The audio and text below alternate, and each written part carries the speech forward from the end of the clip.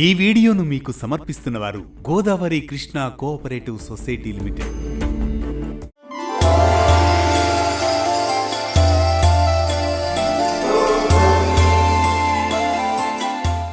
ఏకాదశి తిథి హిందువులకు చాలా పవిత్రమైనది.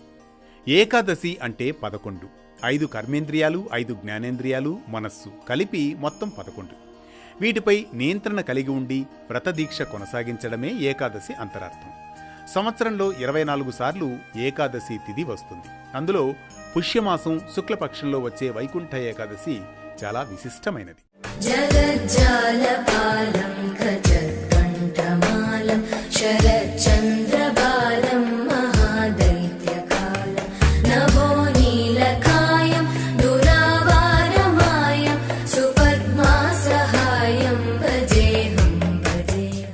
దీనిని సర్వేకాదశి, ముక్కోటి ఏకాదశి, మోక్షద ఏకాదశి అని పిలుస్తారు.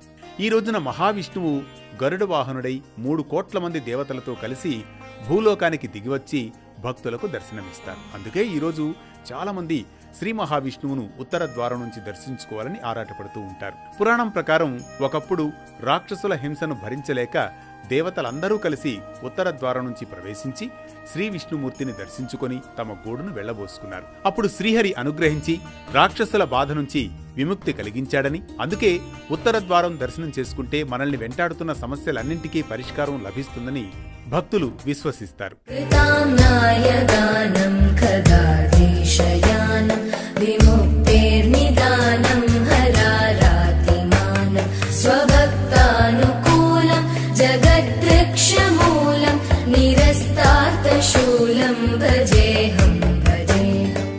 విష్ణు పురాణం ప్రకారం మురా అనే రాక్షసుడు దేవతల్ని ఇబ్బంది పెట్టడంతో వాళ్లంతా తమను రక్షించమంటూ విష్ణుమూర్తిని వేడుకుంటారు.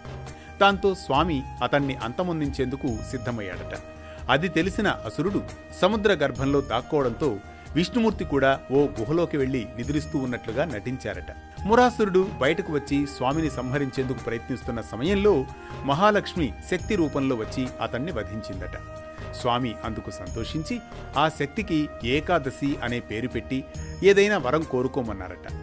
మురను సంహరించిన రోజున ఉపవాసం ఉన్నవారి పాపాలను పోగొట్టమంటూ ఆ శక్తి వేడుకోవడంతో స్వామి తథాస్తు అనడంతో పాటు వైకుంఠ ప్రాప్తి కూడా కలుగుతుందని వరమిచ్చారట. అందుకే ఈ రోజున ఉపవాసం ఉండి ధ్యానం చేయడం వల్ల మిగతా 23 ఏకాదశులు ఉపవాసం ఉన్న ఫలితం కలుగుతుందని విష్ణు పురాణం చెబుతోంది. ఇది వైకుంఠ ఏకాదశి వెనుకనున్న కథ. వే2 న్యూస్ యూజర్లందరికీ వైకుంఠ ఏకాదశి శుభాకాంక్షలు.